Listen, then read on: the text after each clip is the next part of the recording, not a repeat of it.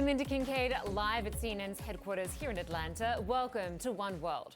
Well, a violent power struggle between military leaders in Sudan is threatening to further destabilize one of Africa's largest nations. There are fears the chaos could spill over into a regional conflict.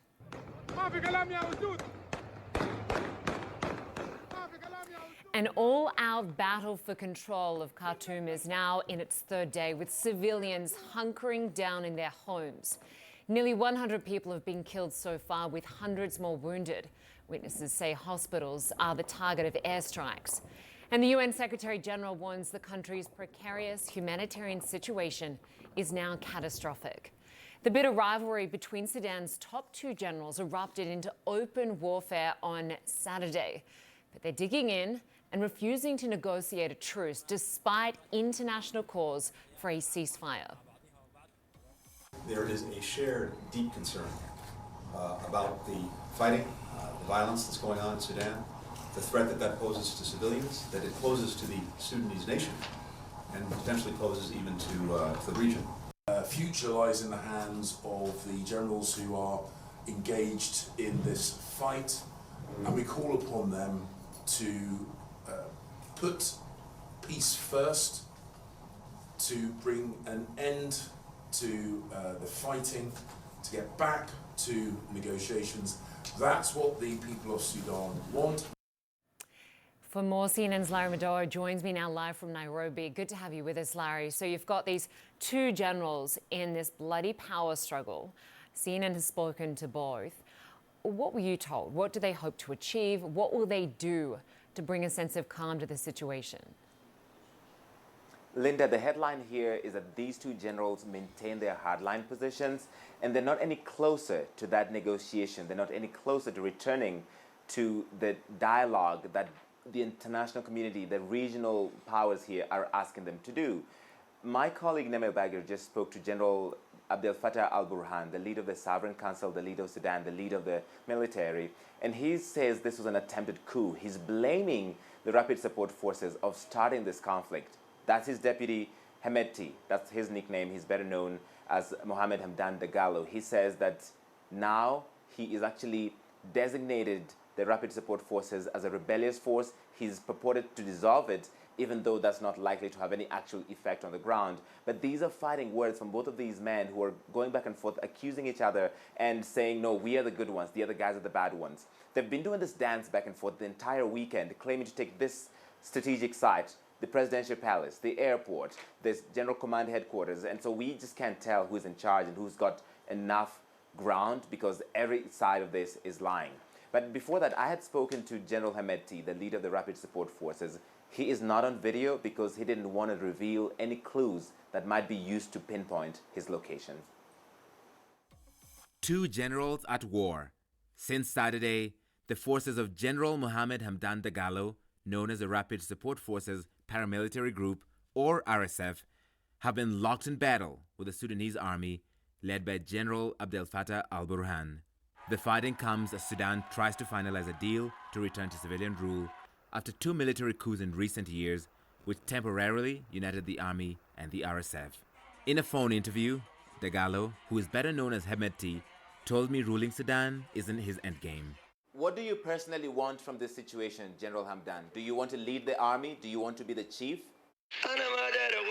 I don't want to be the leader of the army. There's a framework agreement between all the Sudanese stakeholders that should be adhered to.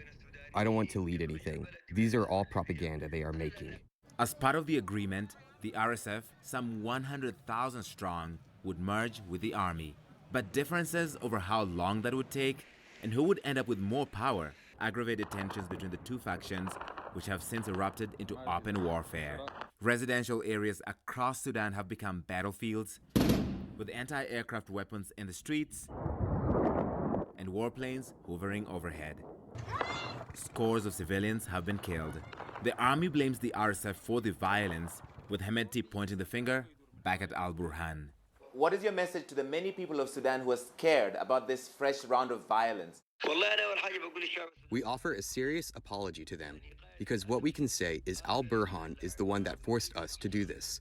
It was not us who did this. We were defending ourselves. Doctors' unions say it's been difficult for medics to move about amid reports of many people being trapped near fighting hotspots. Despite a UN-brokered temporary truce, there were reports of gunfire in Khartoum, which Hemedti again blamed on the army. We're under attack from all directions. They are attacking us with marked and unmarked vehicles. Unfortunately, they're not stopping. It's unclear what side was firing during the ceasefire, but the army says it retains the right to respond if any violations occurred. Sudan's neighbors are looking for ways to de-escalate the violence. Egypt and South Sudan have offered to mediate talks between the two sides. The African Union and the Arab League both held emergency sessions with more calls for an immediate end to the hostilities. The army has said there will be no dialogue until the RSF is dissolved. Hemedti says the stakes are so high in Sudan that any possible negotiations would have to be serious. We are not refusing to go to the negotiating table as long as the negotiation is true and truthful, honest, not playing games. So let me give you a sense of these back and forth between these two generals. General Burhan just told my colleague Namel Bagir that the Rapid Support Forces tried to capture and kill him. The Rapid Support Forces are telling CNN they tried to capture him to bring him to justice for the many treasonous acts that he has committed. They're also blaming each other for violating that temporary truce that was agreed upon under the guide of the United Nations. So we really can't tell what the truth is here because they all claim the other person. It's sort of like a playground in elementary school, what's happening here, except that these are two generals playing with the lives of Sudanese people. I mentioned how scared people are because they are. People are hunkering down in their houses. They're running out of food. They're running out of medicines. There's shortages of sometimes of water, of gas, and that's the backdrop for this back and forth that we see from these generals. At the same time, Lynda, the leaders from the region have tried to get into Sudan to try and mediate. The Intergovernmental Authority on Development sent to the president of Kenya, Djibouti, and South Sudan. I'm not sure they've been able to get in. We haven't seen any reports of that because even the airport itself in Khartoum is still contested. And the African Union chair said he was going to go there as soon as possible. Right. And our Nemer Albaga interviewed the military chief who's calling this an attempted coup against the state. We will have much more on this story throughout the hour. Larry Madowo in Nairobi. Good to have you with us. Thank you.